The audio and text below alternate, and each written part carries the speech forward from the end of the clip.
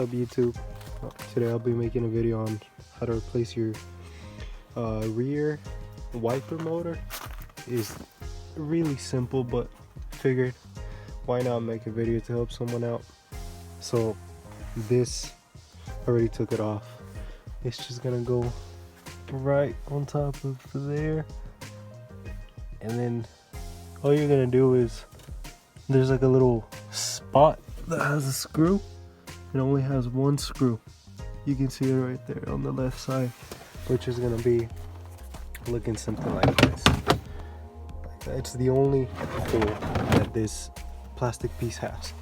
And then from there, you just basically just pull it. It's gonna have these little plastic thingies, and then you're gonna see your wiper motor, which is held by that 10mm, this other 10mm, and then a third one. And then from there you should, okay, and then there's this clip right here, which you just click and pull it out. Right now there's no need for me to redo this, or do this, I mean, because mine is working. But there's those three, and then you should be able to take it out. Of course, there might be something right here on your actual wiper itself, but that's it pretty much. Just take those three off, replace it, and save some money while you're at it.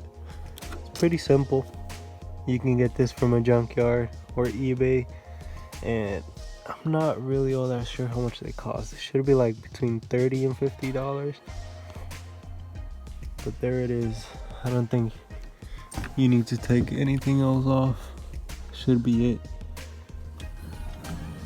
But yeah, hope this video helps someone, and if it does, make sure to consider subscribing. With this, one last thing, you're just gonna put it back on there. Put the little screw back in here and up there, and that's it.